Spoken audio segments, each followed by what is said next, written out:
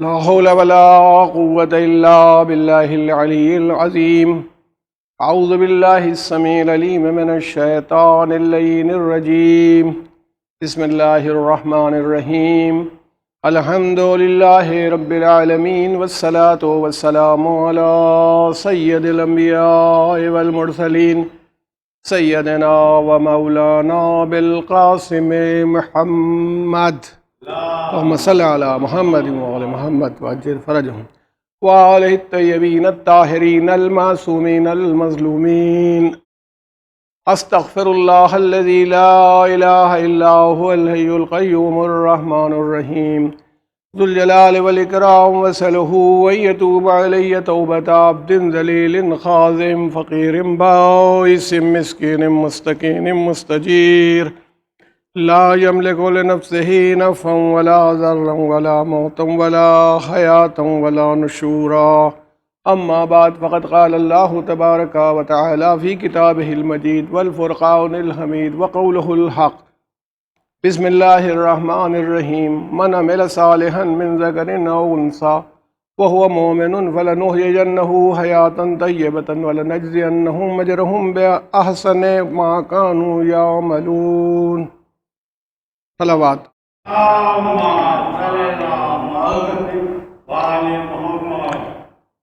برادران ایمانی اور جملہ معزز سامعین و عزاداران حسین، ہم لوگ اس سلسلہ بیان میں آگے بڑھتے ہوئے اس منزل تک آ گئے ہیں کہ پروردگار عالم نے ایک جینڈر بائس کا تو خاتمہ کر دیا کہ کسی کو نکاح پروردگار کی شان یہ ہے کہ اس کے لیے یہ بھی نہیں کہ نہ عورت نہ مرد. اللہ تعالیٰ کہہ رہا ہے کہ من عمل صالحا، اسے اگر کوئی یہ کہا جاتا کہ اس کا کوئی جینڈر ہوتا تو شاید اس کی کا جھکاؤ اس کی طرف ہوتا، اس جنس کی طرف، مگر پروردگار نے کہا چاہے مرد یہ کار خیر کریں، صالح عمل کریں، چاہے عورتیں کریں، اگر وہ ایمان کے ساتھ کریں، وہ ہوا مومن، ایمانداری سے. کیونکہ دیکھیں کبھی کبھی عمل صالح جو ہے نیک عمل باہر سے کچھ نظر آ رہا ہوتا ہے، وہ عمل صالح ہوتا نہیں ہے. جب ہم لوگ کچھ دیکھتے ہیں اور وہ دیکھتے ہیں تو معلوم ہو جاتا ہے کہ وہ ریاکاری یا بناوٹ ہے. عمل صالح ہونے کے لیے ایمان کی شرط ہے. تو دیکھیں سورہ عصر میں بھی یہی بات آئی ہے کہ والعصر ان الانسان لفی خسر الا الذین آمنوا وعملوا الصالحات، کہ وہ ایمان لائے اور انہوں نے نیک عمل انجام دیے. تو نیک عمل کا اور ایمان کا چولی دامن کا ساتھ ہے. بہت سی چیزیں ایسی ہوتی ہیں کہ دکھاوے کے لیے کی جاتی ہیں، کبھی دکھاوے کے لیے چندہ دیا جاتا ہے، کبھی دکھاوے کے لیے کسی کو خوش کرنے کی کوشش کی جاتی ہے. تو عمل صالح وہی ہے جو ایمان کے ساتھ ہو، اور یہی فرق ہے. آپ دیکھیں کہ جو لوگ منافق تھے، منافق کہتے ہیں ہپوکریٹ کو کہتے ہیں، یعنی جس کی زبان پر کچھ ہوتا ہے اور اندر کچھ اور ہوتا ہے، وہی منافق ہوتا ہے. مومن وہ ہوتا ہے جس کی زبان پر بھی وہی ہوتا ہے جو اس کے دل میں ہوتا ہے، اس کے دماغ میں بھی وہی ہوتا ہے.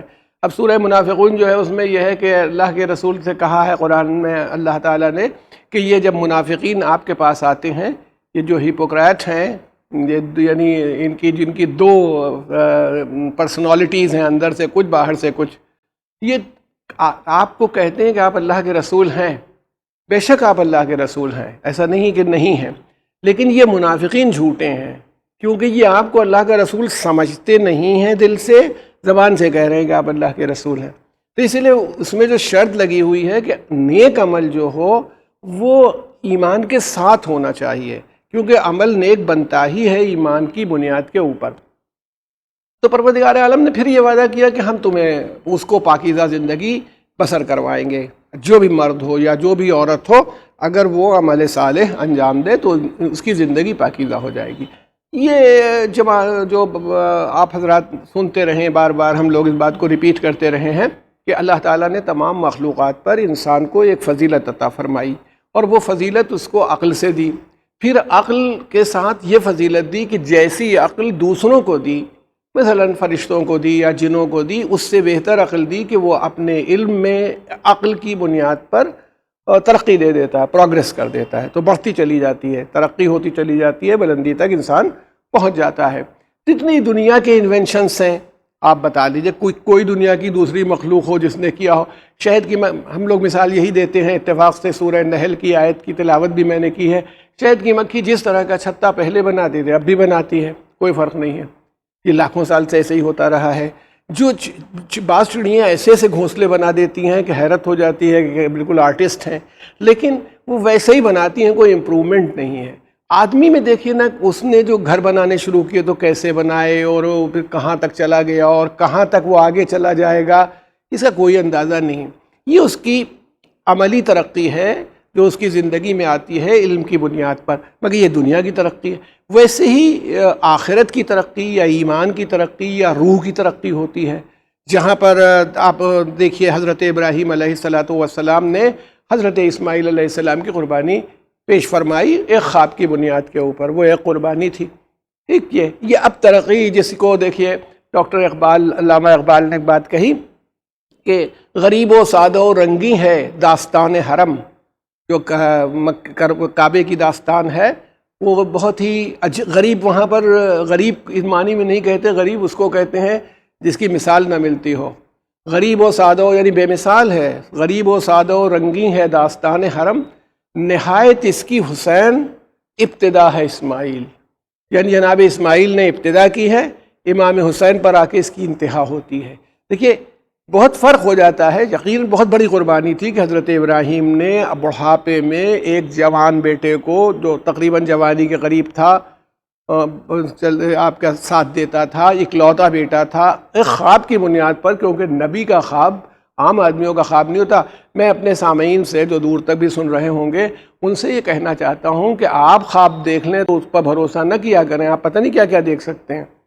نبی کا خواب جو ہوتا ہے یہ وحی ہوتی ہے. وہ خواب دیکھتا ہے تو پھر اس کا مطلب ہوتا ہے کہ اسے اللہ کی طرف سے وحی ہوئی ہے. تو جب نبی نے خواب دیکھا کہ میں اپنے بچے کو قربان کر رہا ہوں جناب اسماعیل کے لیے، تو انہوں نے کہا ہے کہ بیٹا میں انی ارا فی المنام، میں دیکھ رہا ہوں خواب میں، انی اذبحک، میں تمہیں ذبح کر رہا ہوں. تو اسے پوچھا تمہیں رائے کیا ہے؟ تو جناب اسماعیل نے یہ نہیں کہا یہ تو خواب کی بات ہے اور چھوڑیے، اور نہیں، انہوں نے جیسے ہی آپ نے کہا کہ تمہاری کیا رائے ہے، تو انہوں نے کہا یا ابت افعل ما تؤمر، اے بابا جو بھی حکم آپ کو ہوا اس کو آپ بجا لائیے. ستجدنی انشاءاللہ من الصابرین، انشاءاللہ تعالی آپ مجھے صبر کرنے والوں میں سے پائیے گا. یعنی وہ سمجھ گئے کہ یہ اللہ کا حکم ہے. تو انہوں نے ایک قربانی پیش کی، مگر قربانی انفرادی ہے. ایک باپ اپنے بیٹے کو قربان کر رہا ہے. اب میں نے آپ سے کہا تھا کہ انسان کا کمال کیا ہے؟ عملی ترقی ہے. جب امام حسین علیہ السلام کی منزل میں آپ آتے ہیں تو کون سی قربانی نہیں ہے کربلا میں؟ وہ دکھائیے. بیٹے کی نہیں ہے کہ بھتیجے کی قربانی نہیں ہے کہ بھائیوں کی قربانی نہیں ہے کہ دوستوں کی قربانی نہیں ہے کہ چاہنے والوں کی قربانی نہیں ہے. اس میں یہاں تک ہے کہ ایک خاتون کی بھی شہادت ہوئی ہے کربلا کے میدان میں. وہ اپنے شوہر کے ساتھ، حضرت عبداللہ ابن عمیر کلیبی کی شاید بیوی کا معاملہ ہے جو ام وہب کہلاتی، وہ ساتھ آئی تھیں اور بڑی محب تھیں امام حسین کی، اور انہوں نے اپنے شوہر سے کہا کہ تم چلو، اور تشریف لائیں.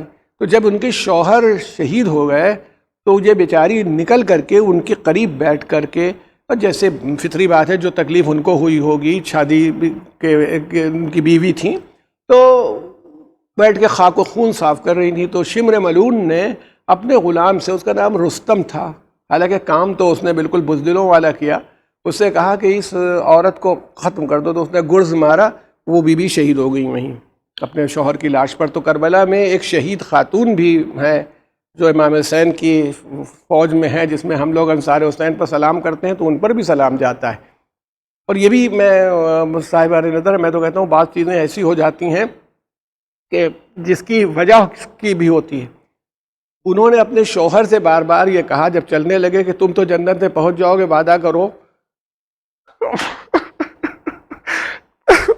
کہ میرے بغیر جنت میں داخل نہیں ہوگے، تم میرے بغیر جنت میں نہیں جاؤ گے. شوہر کہتا ہے، تو امام حسین السلام نے پوچھا کہ مومنہ کیا کہہ رہی ہو؟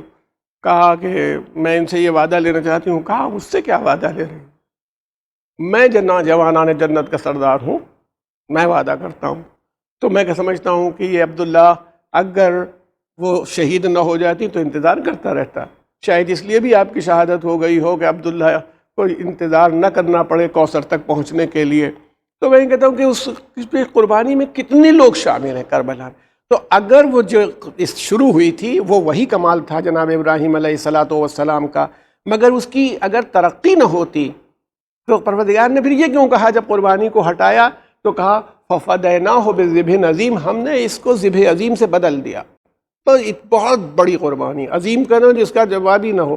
اب بعض لوگ بیوقوفی سے یہ سمجھتے ہیں کہ وہ جنت کا دمبا تھا وہ ذبح عظیم تھا، اس سے بدل دیا. اب آپ خود سوچئے دمبا کتنا بھی بڑا رہا ہو نبی کا مقابلہ نہیں کر سکتا. ذبح عظیم یہ ہے فَفَدَيْنَاهُ بِذِبْحٍ عَظِيمٍ کہ رسول اللہ کی آغوش کا پالا تھا، رسول اللہ کا فرزند تھا، جناب فاطمہ کا بیٹا ہے، امیر المومنین کا فرزند، خود سید شباب اہل الجنہ، اس کی قربانی ہے. اچھا یہ ہم سنتے رہتے ہیں اور بار بار سنتے رہتے ہیں کہ امام عالی مقام نے امام حسین علیہ السلام نے وعدہ کیا تھا، اپنی قربانی کا وعدہ کیا تھا رسول اللہ صلی اللہ علیہ وآلہ وسلم سے، مگر آپ نے تنہا قربانی نہ پیش کر کے 72 تو سپاہی تھے جو شہید ہو گئے، ورنہ اس لشکر کے شہید ہونے والوں کی تعداد 100 سے اوپر ہے. اب چھوٹا سا بچہ سپاہی نہیں ہوتا، 2-4 سال کے بچے سپاہی نہیں ہوتے. ایسا بوڑھا صحابی جو چل نہیں پا رہا تھا، رسول اللہ کا صحابی تھا، اونٹ کے اوپر بیٹھ گئے تھے، لائے گئے، وہ اونٹ میدان میں آیا، لوگوں نے تیروں سے مار لیا. یہ سپاہی نہیں ہے. تو مقصد یہ کہ وہ 72 تو جن پر سپاہی آپ کہہ سکیں وہ تھے، اس کے علاوہ بھی افراد تھے جو کربلا میں شہید ہوئے. تو یہ ترقی ہے امام عالی مقام کی، علمی اور عملی ترقی کی بات کر رہا ہوں کہ انہوں نے قربانی کو ترقی دے دی. وہاں ایک انفرادی قربانی تھی، اور آج تک جتنی قربانیاں پیش کی جاتی ہیں، جناب یحییٰ نے جو قربانی پیش کی ہے کہ ان کا سر کاٹا گیا، ایسے انبیاء شہید ہوتے رہے ہیں، سب کی قربانیاں انفرادی قربانیاں تھیں. امام حسین نے ہر قسم کی قربانی دے دی. یعنی یہ تو انسانوں میں قربانی ہے، بھوک، پیاس، دھوپ، وطن کو چھوڑنا، تمام چیزیں، یہاں تک کہ بھی یہیں تک بات نہیں رکی. جناب زینب و جناب ام کلثوم جیسی بیویوں کی بے ردائی، آپ یہ سوچئے انہیں معلوم تھا کیا ہوگا، خیموں کا لٹ جانا، یہ تمام چیزیں اتنی بڑی، یہ ان کی ترقی ہے. یہ انسان کا کمال ہے کہ وہ ترقی کی اس منزل پر آ جاتا ہے کہ لوگ حیران رہ جاتے ہیں کربلا کو دیکھ کر کے کہ کیا ایسا بھی ہو سکتا ہے. تو میں یہ کہہ رہا ہوں کہ پروردگار عالم نے یہ چاہا ہے انسان سے کہ تمہیں ہم نے عقل دی، تمہیں شعور دیا، تمہیں تمام چیزوں کے ساتھ جو اوروں کو دی یہ بات دی ہے، تو تم اس ترقی کو دکھاؤ، اس پروگرس کو دکھاؤ اور ہماری جھلک تم میں نظر آئے. جتنے خدا اور بندے میں تو مقابلہ کوئی ہو ہی نہیں سکتا، مگر یہ کہ جتنی بھی صفات ہیں یہ پرتو تمہارے اندر دکھائی پڑنا چاہیے، ان صفتوں کا پرتو تمہارے اندر نظر آئے، ایسا ہو جائے. یا مجھے تعجب نہیں ہوتا جب میں امیر المومنین کو دیکھتا ہوں اور دیکھتا ہوں کہ آپ ید اللہ ہیں، بھئی ہاتھ ایسا ہو کہ 2 برابر کے ٹکڑے کر دے، یہ کوئی بندہ تو کر نہیں سکتا، یہ تو اللہ جس کو اپنی طرف نسبت دے دے وہی کر سکتا ہے. امیر المومنین کیا یہ واقعہ معجزہ بیان کیا گیا کہ یا آپ یوں وار کرتے تھے 2 ٹکڑے کر دیتے تھے، اور یا سر پر 2 ٹکڑے کرتے تھے، اگر ترازو میں تول دیے جاتے تو بھی فرق نہ ہوتا. اب بتائیے کوئی کاٹنے والا اس طرح کاٹ دے. میں تو کہتا ہوں آپ کوئی چیز اٹھائیے، آپ ایک لوکی لے لیجئے، اس کے 2 ٹکڑے کر دیجئے، دونوں برابر کے ہو جائیں وزن کے اعتبار سے، ناممکن. مگر یہ ید اللہ کی شان ہے، عین اللہ ہیں، وجہ اللہ ہیں، چہرہ ایسا ہے جو وجہ اللہ کی نوعیت سے بات ہو رہی ہے. تو جب بھی آپ اور ہم دیکھتے ہیں تو ہماری یہ کیفیت سمجھ میں آتی ہے کہ بندے کو اللہ تعالیٰ یہ چاہتا ہے کہ اس میں ہماری جھلک نمودار ہو جائے، اور جب ہماری جھلک اس کے اندر آ جائے تو یہ اس کا کمال ہوگا، یہ اس کی صفت ہوگی. اچھا جتنی ہمیں آپ حضرات دیکھتے رہتے ہیں، ماشاءاللہ سب عبادت گزار افراد کا مجمع ہے، یہ سب لوگ نماز کے پابند ہیں، روزے کے پابند ہیں، جتنی عبادتیں ہیں کرتے ہیں، اور شب جمعہ زیارت پڑھتے ہیں، اور جتنی میں مانتا ہوں کہ جو میرے ذہن میں اس وقت آ رہی ہیں وہ بھی، اور جو نہیں ہیں وہ بھی.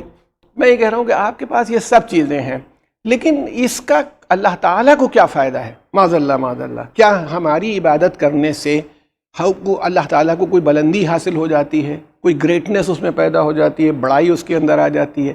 ہم جتنے بھی چاہے سجدے کر لیں. دیکھیے ہمارے چوتھے امام زین العابدین علیہ الصلاۃ والسلام کا ارشاد گرامی ہے، اور دعا میں ہے صحیفہ کاملہ جو آپ کی دعاؤں کا مجموعہ ہے، صحیفہ سجادیہ بھی کہلاتا ہے، آپ دیکھ سکتے ہیں. اس میں فرما رہے ہیں، ایک جگہ پر ارشاد فرماتے ہیں، پالنے والے اگر ساری دنیا کے افراد جتنے ہیں، جن و انس و ملک، سب تیرے عبادت گزار ہو جائیں، تیری عبادت کرنے لگیں، تو تیری بڑائی میں، تیری بزرگی میں، تیری کبریائی میں ایک رائی سرسوں کو کہتے ہیں، اتنی سی، اس کے دانے کے برابر بھی اضافہ نہیں ہوگا کہ بڑھ جائے۔ سب تیری عبادت کر رہے ہیں، کوئی ایک منکر نہیں، اور اگر یہ سب کے سب تیری عبادت چھوڑ دیں، کوئی ایک نہ کرے، سب کے سب مخالف ہو جائیں، تیرا سجدہ نہ کرے، تو تیری بڑائی اور بزرگی میں ایک رائی کے دانے کے برابر کمی نہیں آئے گی۔ تو اس کا مطلب ہے اس کی گریٹنس اس منزل پر ہے۔ ہماری عبادت سے اللہ تعالیٰ کو کوئی ایلیویشن نہیں حاصل ہوتا، کوئی بڑائی اللہ تعالیٰ کے پاس نہیں آتی کہ ہم لوگوں نے عبادت کرنے شروع کی تو ہم یہ سمجھیں۔ دیکھیں یہ عبادت جتنی ہم کو سکھائی جا رہی ہے، جتنی بھی عبادت سکھائی جا رہی ہے، ان سب کے پیچھے ایک راز یہ ہے کہ ہمارا کریکشن ہو، ہم درست ہو جائیں۔ سیلف کریکشن کے لیے ہی عبادت کی جاتی ہے۔ اب اس کے اندر بھی دیکھیے پارٹس ہیں، ہے نا، ایک واجب نماز ہے یا فرض نماز ہے، 2 رکعت صبح کی نماز ہے، فجر کی نماز پڑھو، 4 ظہر کی پڑھو، 4 عصر کی پڑھو، 3 مغرب کی پڑھو، 4 عشاء کی پڑھو، یہ ہے سب پر فرض ہے ہر مسلمان پر بالغ ہونے کے بعد، سوائے اس کے کہ دیوانہ ہو جائے تو بات دوسری ہے کہ پاگل ہی ہے وہ، یا اس کا دماغ ہی کام نہیں کر رہا ہے، ورنہ ہر آدمی کے اوپر نماز واجب ہو جاتی، فرض ہو جاتی، نہیں پڑھتا تو گنہگار ہوتا ہے۔ اب اس کے بعد پھر نوافل آ جاتی ہیں، نفل نمازیں ہوتی ہیں، پڑھو، یہ ہے 8 رکعت ظہر کی نفل ہے، اور 8 رکعت عصر کی ہے، اور فجر کی 2 ہے، اور نماز تہجد میں 11 رکعت ہوتی ہے۔ یہ سب تفصیلات ہیں جو آپ کو ملتی ہیں، ماشاءاللہ آپ پڑھتے بھی رہتے ہیں۔ یہ اچھا کیوں؟ پھر دعائیں، شب جمعہ اتنی دعائیں مفاتیح الجنان میں یا کتابوں میں لکھی ہوئی ہیں کہ 24 گھنٹے ختم ہو جائیں گے، دعا نہیں ختم ہوگی۔ میں جو ریئلائزیشن کر سکا ہوں انالیسس کے، میرا تو علم بہت کم ہے، مختصر ہے، اور میں دعوے دار بھی نہیں ہوں، مجھے جاہلوں ہی میں شمار کیجئے، لیکن جیسے ایک جاہل آدمی سمجھتا ہے ویسے سمجھنے کی کوشش کی تو سمجھ میں یہ آتا ہے کہ جو بیکار آدمی ہوتا ہے اس کا دماغ کہا جاتا ہے کہ ڈیولز شاپ ہے۔ بیکار آدمی کا دماغ شیطان کی دکان ہوتا ہے۔ تو اگر بیکار رہے گا تو پھر دوسروں کے بارے میں سوچے گا، کسی سے حسد کرے گا، جیلسی کرے گا، کسی کی بیک بائٹنگ غیبت کرے گا، کسی کے بارے میں تجسس کرے گا، ان کے کیا ہوا، اب یہی فکر ہے کہ ان کے کیا کھانا پکا، یہ روز ان کے گوشت آتا ہے تو ان کی آمدنی کہاں سے آتی ہے، تو یہ کہاں سے کماتے ہیں۔ اب دیکھیں نا، وہ شیطان بجائے اس کے کہ ہم اپنے کام میں لگے رہتے ہیں، ہم کو ادھر ادھر کے کام میں لگاتا ہے۔ قدرت سیلف کریکشن کا ذریعہ بنا رہی، ٹائم ہی نہیں رہے گا تمہارے پاس، وقت ہے، قرآن پڑھو۔ جب قرآن پڑھو گے ہم فائدہ بتاتے ہیں، اللہ تعالیٰ ہے، روایت میں موجود ہے، دلیل بھی ہے کہ جب بندہ اپنے معاملے کو کلیئر کر لے، حساب کر لے گا، اور میدان محشر میں پروردگار عالم جنت میں وہ داخل ہو گیا، تو جو بندہ جنتی ہو گیا مومن، تو قرآن اب شفاعت کرے گا، کہے گا یا اللہ یہ میری تلاوت کرتا تھا۔ تو جب قرآن کہے گا یہ میری تلاوت کرتا تھا تو کیا ہوگا؟ اللہ تعالیٰ کہے گا ہر آیت کے بدلے میں جو اس نے پڑھی ہے۔ اب بتائیے کہ قرآن کی تو یوں ہی ایک مرتبہ قرآن پڑھنے میں 6200 سے اوپر آیتیں آ جاتی ہیں، اور اگر زندگی بھر پڑھتا رہا ہے، ہر آیت کے بدلے میں یہ ایک درجہ بلند ہو جائے۔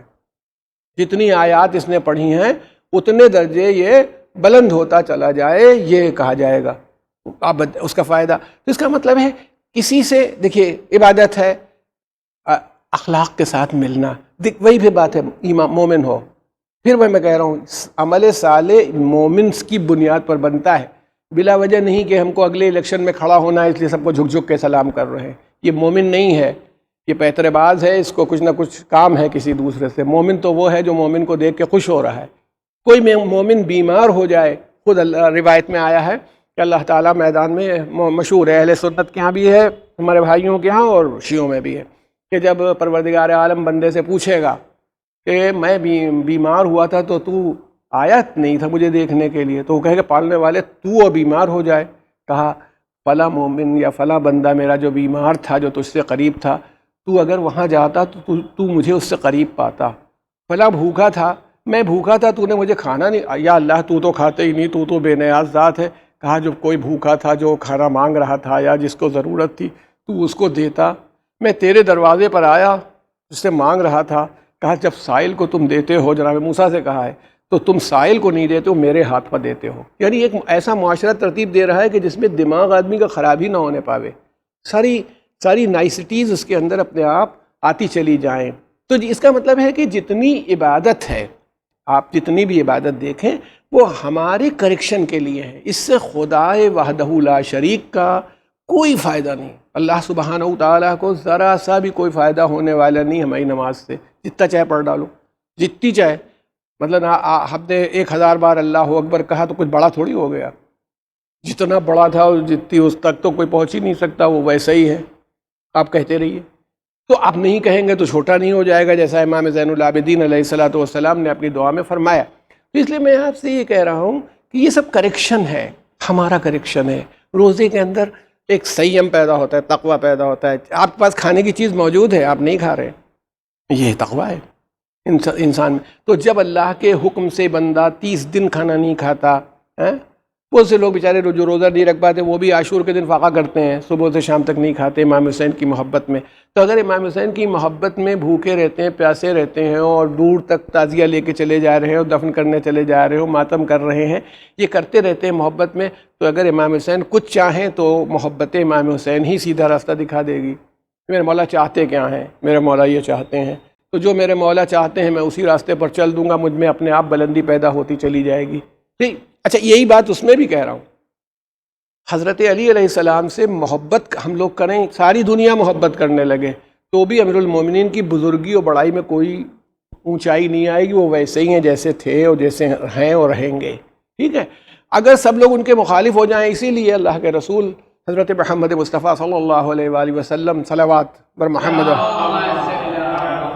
ارشاد فرمایا، بہت عجیب یہ ارشاد فرمایا اور کہا یا علی تمہاری منزلت کعبے جیسی ہے، تمہاری منزلت کعبے جیسی، کعبے کی منزلت ہے۔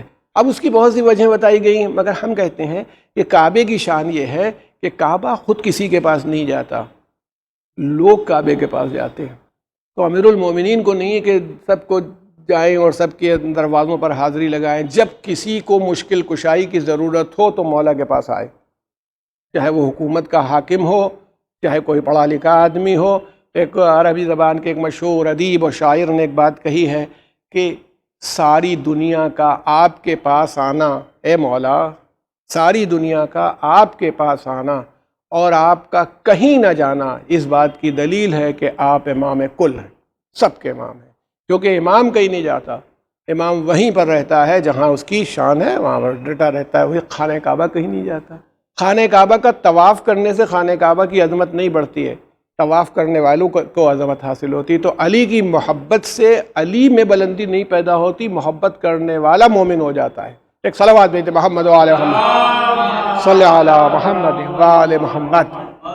تو اس لیے عرض یہ کرنا ہے کہ یہ کریکشن ہے معاشرے میں، سماج میں کریکشن کے لیے۔ میں نے آپ سے یہ بات کہی ہے بار بار، پھر دہرا رہا ہوں کہ کمیونزم میں کوئی آپ کو یہ رخ نہیں ملتا کہ کیوں ہم نیکی کریں، کیوں ہم دوسرے کو، نیکی کا تصور ہی نہیں۔ مان لیجیے بس کھانا یہ ہے کہ تمہیں جتنی ضرورت ہوگی کھانا مل جائے گا، تو وہی جیسے کوئی طوطا پالے ہو یا چڑیا پالے ہو، اس کا کھانا اور اس کے اندر رکھ دے، تو کیا آدمی بھی ویسے ہی طوطے کی طرح ہے کہ روٹی مل گئی اور کپڑا مل گیا اور مطمئن ہو گیا؟ نہیں، انسان ہے، اس کے اپنے جذبات ہیں، اس کی عزت ہے، اس کی ڈگنیٹی ہے، اس سب کا خیال اسلام سب کا خیال کر رہا ہے، ساری چیزوں کو سامنے لا رہا ہے۔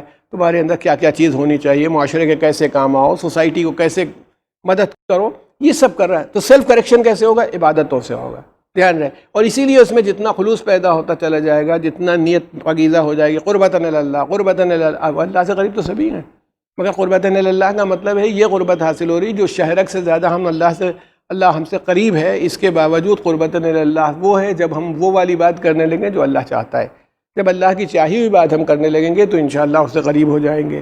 اچھا، ہمارے تو یہاں تو اسٹوڈنٹس بیٹھے ہوئے ہیں، بچے سب اسکول کلاس میں ایک ساتھ ٹیچر کے یہاں بیٹھتے ہیں، مگر کچھ بچے ٹیچر سے قریب ہوتے ہیں، جو اس کی بات مانتے ہیں، ٹھیک سے پڑھتے ہیں، وہ ٹیچر ان سے محبت کرتا ہے، انہیں چاہتا ہے وہ قریب ہیں۔ جو نہیں ٹھیک سے کام کرتے وہ دور ہیں، حالانکہ ڈسٹینس سے وہ طے نہیں ہو رہا ہے، صرف عمل سے طے ہو رہا ہے۔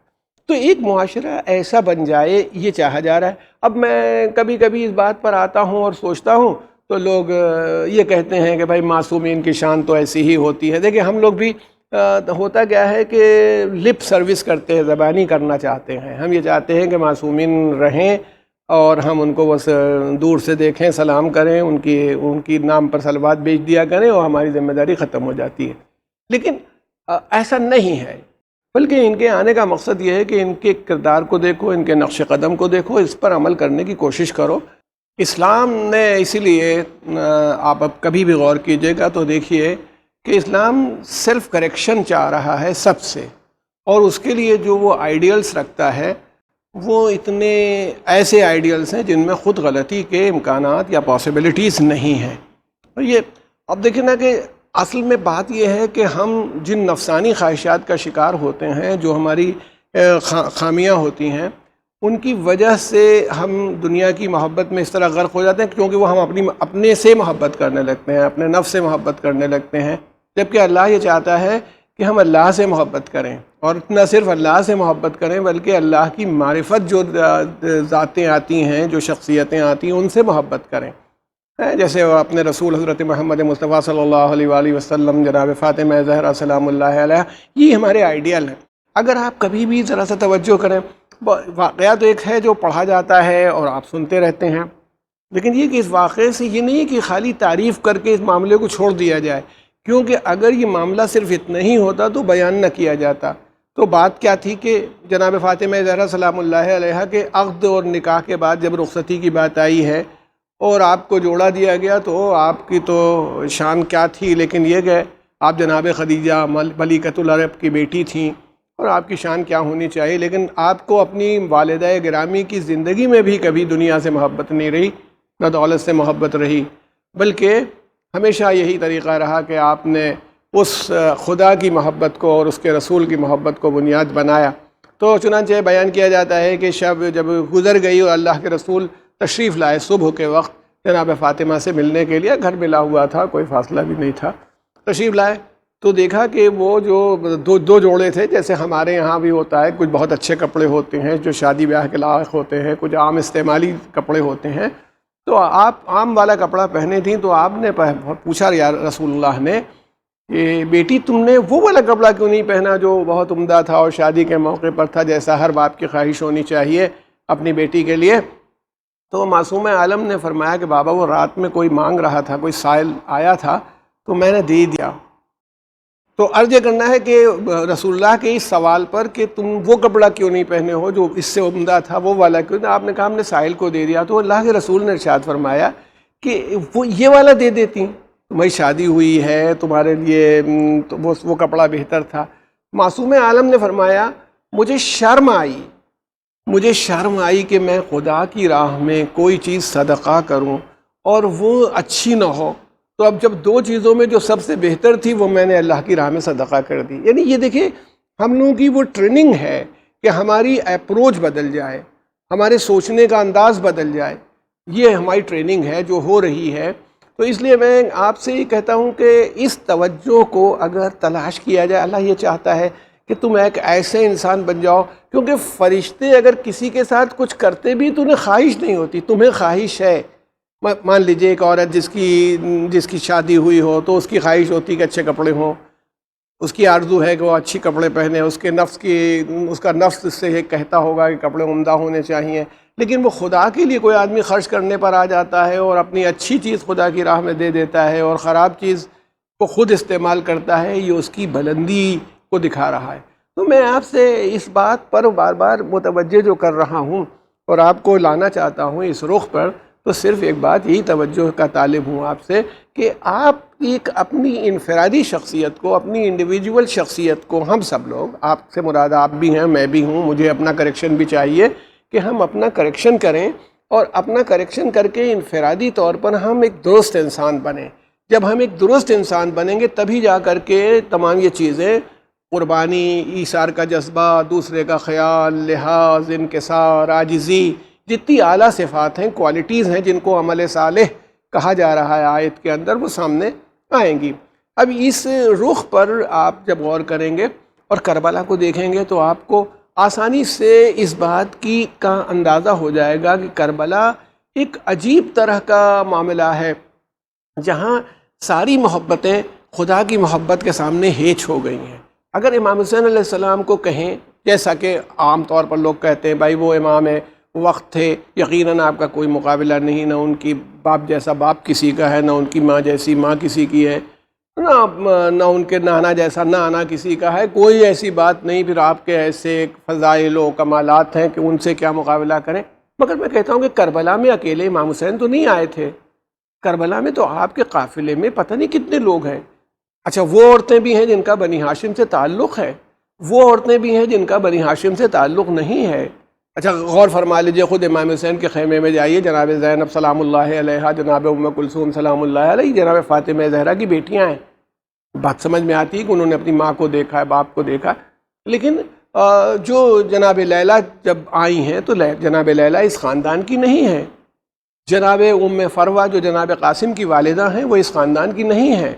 اگر آپ توجہ کریں اور دیکھیں کہ یہ خواتین جو آئی ہیں، بیاہ کے آئی ہیں، جناب رباب جو جناب سکینہ اور جناب علی اصغر کی والدہ گرامی ہیں، وہ بھی اس خاندان کی نہیں ہیں۔ یہ سب لوگ اس خاندان میں۔ اسی طرح سے میں نے کل آپ سے جو آج بھی شاید ذکر میں آپ سے بات آئی تھی کہ خاتون شہیدہ نے اپنی شہادت کیسے دی، وہ بھی آپ دیکھ لیجئے، عبداللہ ابن عمیر کلیبی کی زوجہ جو ام وہب کے نام سے مشہور ہیں، تو ان کو آپ دیکھ لیجئے۔ اس کے علاوہ جنادہ ابن عمر کی بیوی، ان کا تذکرہ شاید کسی دن مجلس میں کر چکا ہوں، اپنے بیٹے کو کس طرح تیار کر کے میدان قتال میں بھیجا ہے، انہیں دیکھ لیجئے۔ مسلم ابن اوسجہ اسدی کی زوجہ ہیں۔ تمام جو عورتیں آئی ہیں، ان خواتین کے لیے میں کہنا چاہتا ہوں کہ ان کے جذبہ صادق کو ملاحظہ فرمائیے۔ دیکھیے، ماں اپنے بچے سے اتنی محبت کرتی ہے، اتنی محبت کرتی ہے کہ ہر محبت ہیچ ہوتی ہے اس کے آگے۔ شاید اسی وجہ سے اللہ تعالیٰ نے اپنی محبت جو وہ بندے سے کرتا ہے اس کی مثال دیتے وقت، یہ جو مثال دی جاتی ہے کہ اللہ کو کتنی محبت ہے اپنے بندے سے، کہا 70 ماؤں کی ممتا کو اگر سمیٹا جائے تو اللہ کی محبت جو وہ بندے سے کرتا ہے اس کا کچھ اندازہ ہو۔ یعنی اسٹینڈرڈ میں بھی ماں ہی کی محبت کو لایا گیا ہے، کسی اور کی محبت کو سامنے نہیں لایا گیا۔ تو ماں کتنی اپنے بچے سے محبت کرتی ہے۔ اور محبت کا بھی یہ جب معاملہ ہے، محبت کا معاملہ یہ ہے کہ جتنا بچہ چھوٹا ہوتا ہے ماں کی محبت اتنی زیادہ ہوتی ہے، کیونکہ یہ ضرورت اس کو ہوتی ہے بچے کو اپنی ماں کی، تو اس لیے ہمہ وقت وہ ماں کے ساتھ رہتا ہے۔ جب بچہ بڑا ہو جاتا ہے تو ویسی محبت رہتی ہے مگر کم ہو جاتی ہے۔ چھوٹا بچہ اگر چند منٹ کے لیے، 15 منٹ، 20 منٹ، آدھے گھنٹے کے لیے بھی نظروں سے آدمی کے اوجھل ہو جائے تو کیا عالم ہوتا ہے کہ ماں بے قرار اور بے چین ہو جاتی ہے۔ لیکن آپ یہ بتائیے، اور اگر بڑا ہو جائے، اب 8 سال کا ہو گیا، 7 سال کا ہو گیا، تو اگر 1 گھنٹے بھی کہیں چلا جائے تو کہیں گیا ہوگا، یہ ہے، اور بڑا ہو گیا، پھر جوان ہو جاتا ہے، جوان ہونے کے بعد کہیں نوکری کرتا ہے، مہینوں نہیں آتا۔ ماں باپ محبت کرتے ہیں مگر محبت کی وہ تیزی یا وہ جوش جو ایک طفل سے ہوتا ہے، جو ایک بچے سے ہوتا ہے، وہ باقی نہیں رہتا۔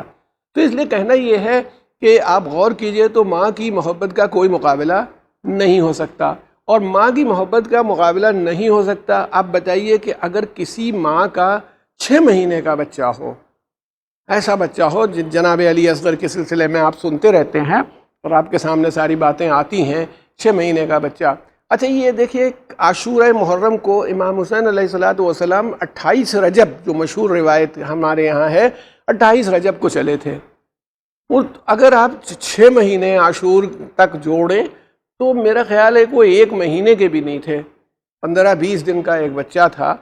اور وہ، اچھا یہ عجیب بات ہے، علامہ نجم افندی نے فرمایا ہے کہ مقصد تھا ولادت کا فقط کار شہادت۔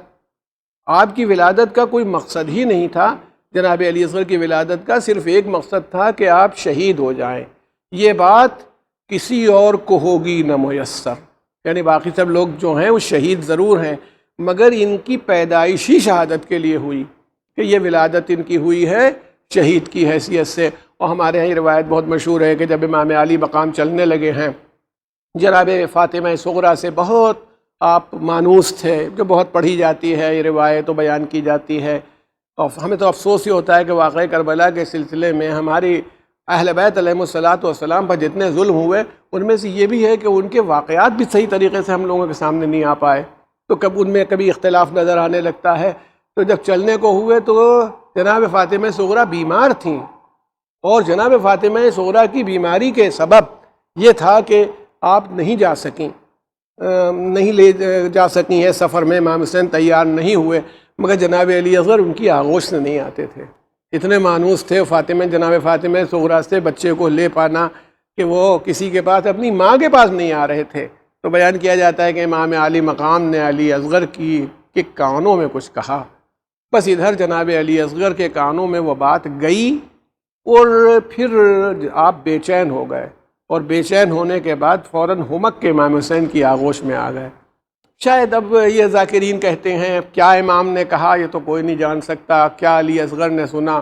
میں کہتا ہوں کہ وہ تو آواز دیتا ہے تو وہ ایک میں کائنات سننے لگتی ہے، یہ تو بچہ ہے، اور پھر ایسا بچہ ہے جس کو کربلا کا مجاہد اکبر کہا جاتا ہے کہ اس کی قربانی کا کوئی جواب کربلا میں نہیں دے پایا، یعنی پسر سعد ساری قربانیوں میں ہم کہہ سکتے ہیں کہ بھئی وہ لڑنے کے لیے گیا، اپنے قدموں سے گیا اور اس کی قربانی ہوئی، مگر یہ ایک ایسا بچہ ہے جو 6 مہینے کا بچہ ہے۔ کوئی آدمی کسی قانون، کسی اصول کے تحت یہ نہیں کہہ سکتا کہ یہ کوئی جنگی سپاہی تھا جو میدان میں آیا تھا۔ امام حسین علیہ السلام نے اس کو کربلا میں اسی لیے لائے، شاید یہ فرمایا ہو کہ اگر تم نہیں ہوگے تو حرملہ کے تیر کا جواب کون دے گا؟ جب حرملہ کا تیر ہوگا تو جواب دینے والا کون ہوگا میرے لال؟ اور علی اصغر امام کی نصرت کے لیے آغوش میں آ گئے۔ مگر میں یہ کہتا ہوں کہ امام کا دل، آپ مرد تھے، آپ سید و سردار ہیں، آپ امام ہیں، آپ حضرت علی اور جناب فاطمہ کے فرزند ہیں، جناب رباب کے دل سے پوچھئے، اور جناب رباب کے دل سے پوچھئے تو میں کہتا ہوں کہ عجیب کیفیت طاری ہوتی ہے کہ ایک ماں کیسے دیکھ رہی ہے۔ اچھا جہاں ساری مصیبت جناب علی اصغر کی شہادت کے بعد دیکھتے ہیں، ماں کتنے دنوں سے بے چین ہے، جس دن سے پانی نہیں ملا جناب علی اصغر کو، جب ماں کا دودھ خشک ہو گیا ہے، بچہ بھوکا ہے۔ یہ ماں کی پریشانی صرف اب اس وقت کی نہیں ہے جب شہادت کی منزل پر جناب علی اصغر آ گئے، بلکہ یہ پریشانی جو ان کو مادر گرامی کو ان کے ہو رہی ہے، اگر آپ دیکھیے تو یہ بہت دور سے چلی آ رہی ہے، یعنی ان کو ہر لمحہ کیا ایسی ماں سو سکتی ہے کہ اس کا بچہ بے چین ہو رہا ہو، تڑپ رہا ہو، کبھی ادھر کبھی ادھر۔ اللہ تعالیٰ کو جو امتحان لینا ہوتا ہے تو اسی طرح سے امتحان لیتا ہے، اور ماں یعنی صرف یہی نہیں، جناب سکینہ بھی ان کی بیٹی ہیں، وہ بے چین ہیں۔ ایک عجیب کیفیت تھی جو گزری ہوگی، 7ویں کی رات کو گزری ہوگی، پھر 8ویں، پھر 9ویں، پھر عاشورہ آیا ہوگا، جو آپ سب سنتے رہتے ہیں۔ میں تفصیل میں نہیں جانا چاہتا اس وقت، لیکن اتنا کہنا چاہتا ہوں امام عالی مقام بچے کو لے کے اپنی آغوش میں لے گئے، میدان قتال میں آئے، اور آنے کے بعد لوگ یہ سمجھتے تھے کہ آپ قرآن لا رہے ہیں، اور قرآن لانے کے بعد آپ قرآن کا واسطہ دیں گے کہ مجھے چھوڑ دو، مگر میرے مولا نے جب دامن ہٹایا تو دیکھا ایک کبلایا ہوا پھول تھا،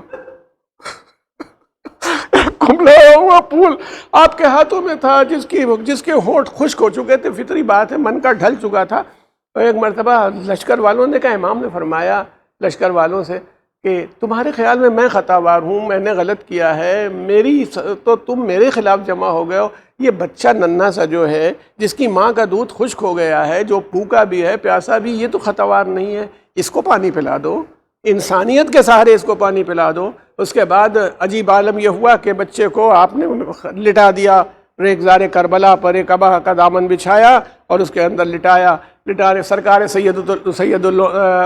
سرکار عمدۃ العلماء فرمایا کرتے تھے، جب یہاں جناب غفرہ آپ کی مجلس میں پڑھتے تھے جناب علی اصغر کی شہادت، تو کہا کرتے تھے کہ مولا یہ امام کی شان کے خلاف ہے کہ میدان امتحان میں آئے تو چادر بچھائے یا آبا بچھائے، مگر دیکھ چکے تھے کہ ہمارے جد اسماعیل کی ایڑیوں کے رگڑنے کی وجہ سے چشمہ زمزم پھوٹا تھا، اسی لیے آپ نے یہ نہیں چاہا کہ امتحان ادھورا رہ جائے اور شہادت علی اصغر اس منزل تک نہ آ پائے، اس لیے ایڑیوں اور ریت کے بیچ میں، ریگزار کے بیچ میں آپ نے اپنی ابا بچھا دی۔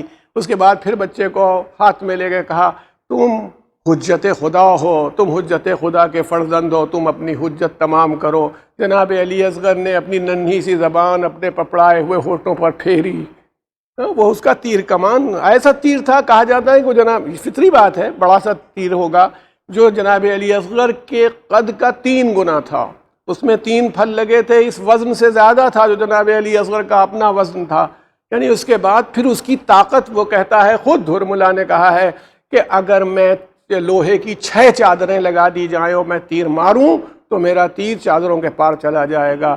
یہ تو 6 مہینے کے بچے کی گردن تھی، ادھر اس نے تیر رہا کیا، ادھر بچے نے ہمک کر کے اس تیر کو اپنی گردن پر لیا، مگر طاقت اتنی تھی تیر کی کہ بیان کیا جاتا ہے کہ بچہ باپ کی آغوش میں منقلب ہو گیا، جیسے ہی حسین کے ہاتھوں میں آیا منقلب الٹ گیا اس کی طاقت کی بنیاد پر۔ اور اس کا عالم یہ ہوا، اتنی سی گردن تھی، تیر کا یہ عالم تھا کہ تیر نے گردن کو چھیدا نہیں، بلکہ جیسے بچہ ذبح ہوتا ہے اس طرح ذبح ہو گیا۔ میں کہتا ہوں میرے مولا نے کیسے تیر نکالا، کیسے آپ میدان قتال سے اپنے آپ جب اعمال عاشورہ کرتے ہیں تو اس عمل کو انجام دیتے ہیں۔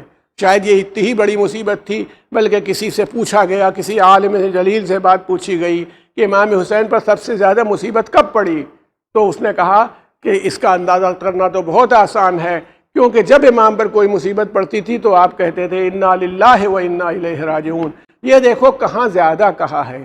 تو جب علی اصغر کا لاشا اپنے ہاتھوں میں لیے ہوئے تھے، آپ اعمال عاشورہ میں کرتے ہیں تو 7 مرتبہ آگے گئے انا للہ و انا الیہ راجعون، اور 7 ہی مرتبہ واپس آئے رضم بقضائہ و تسلیما لامرہ، کہ پالنے والے تیری قضا پر میں راضی ہوں، ایسا نہیں ہے کہ میں کوئی شکایت کر رہا ہوں۔ اور آنے کے بعد آپ نے ننھے سے لال کو قریب لائے، خیمے کے قریب آ کے آواز دی۔